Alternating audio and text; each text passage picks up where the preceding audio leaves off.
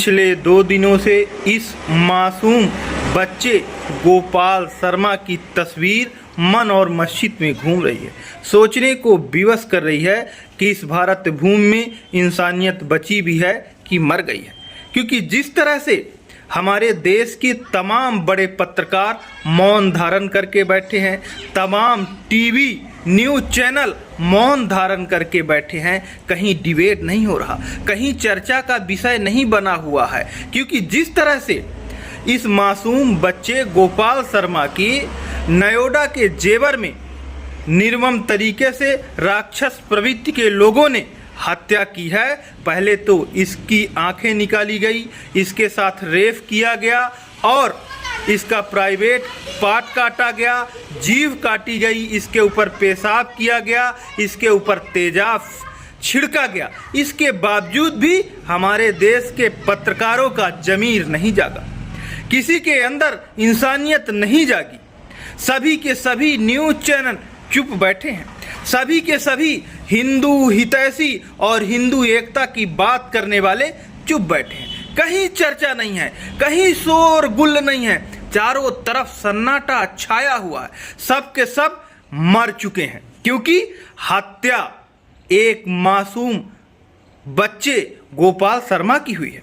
ब्राह्मण का बेटा है, इसलिए अभी कोई पासवान, जाटव या दलित वर्ग का बच्चा होता तो आज चारों तरफ नंगा नाच हो रहा होता, चारों तरफ सारे न्यूज़ चैनल डिबेट कर रहे होते और कह रहे होते कि एक दलित के साथ शोषण हो गया, उत्पीड़न हो गया, अत्याचार हो गया उसके साथ। पर अभी एक मासूम 15 वर्षीय ब्राह्मण बालक की हत्या की गई है दरिंदगों के द्वारा, राक्षसों के द्वारा। जिस तरह क्रूरता के साथ उसकी जीभ काट ली गई, आंख निकाल लिया गया, प्राइवेट पार्ट काट लिए गए, उसके ऊपर पेशाब किया गया, तेजाब छिड़का गया, पर कहीं भी डिबेट नहीं हो रही है। इन पत्रकारों को, इन न्यूज़ चैनल के मालिकों को चुल्लू भर पानी लेकर डूबकर मर जाना चाहिए। और तमाम उन हिंदू हितैषी, हिंदुत्व का रोना रोने वाले नेता, सांसद, विधायकों को भी चुल्लू में पानी लेकर डूबकर मर जाना चाहिए। कहीं डिबेट नहीं हो रही है। कोई भी एक भी नेता अब तक उस गोपाल शर्मा के परिवार से मिलने नहीं गया। कोई भी एक नेता उस गोपाल शर्मा के परिवार को मुआवजा देने नहीं गया। क्यों? सिर्फ इसलिए कि मरने वाले की जाति ब्राह्मण है। तो ब्राह्मणों, सवर्णों, सावधान हो जाओ, अब भी जाग लो। कितने युवा बच्चों की बलि लोगे आप? कब आप जागोगे? कब आपका इंसानियत जागेगा? कब आपको अपने बच्चों के रक्षा करने का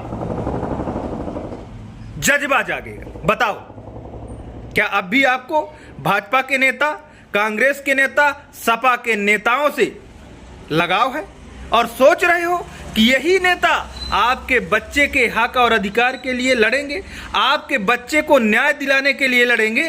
तो आपसे बड़ा बेवकूफ कोई है नहीं, कोई नहीं लड़ने वाला। लड़ना आपको होगा और ऐसे तमाम नेताओं को अपने द्वार से जूते मारकर भगाना होगा। क्योंकि यही नेता जब 2027 में उत्तर प्रदेश में चुनाव होगा तो आपको हिंदुत्व का चूरन चटाया जाएगा वोट लेने की इच्छा शक्ति से। पर आज कोई हिंदुत्व का चूरन चटाने वाला, आपके बच्चे की निर्मम तरीके से हत्या की गई है, क्रूरता के साथ हत्या की गई है, राक्षसी प्रवृत्ति के साथ हत्या की गई है, कोई भी नेता बोलने को तैयार नहीं है। इस घटना को सुनकर ही रूह कांप जा रही है। पर क्या करें बताओ? क्योंकि आपका तो जमीर मरा हुआ है, आपको तो आपके बच्चे तक की चिंता नहीं है, राजनीतिक पार्टियों की चमचागिरी और गुलामी के चलते। तो हम क्या करें? हम तो बोल सकते हैं घर में बैठे, तो हम भी बोल रहे हैं भाई, क्या कर सकते हैं बताओ ना? है मेरे पास इतनी शक्ति कि मैं आपके लिए लड़ूं? आप मुझे इतना पावर दिए हैं? नहीं दिए हैं ना, उन्हें देना चाहते। जिस दिन पावर देना चाहेंगे, जिस दिन आप पावर दे सकते हैं, आपके पास वो क्षमता है। धन्यवाद।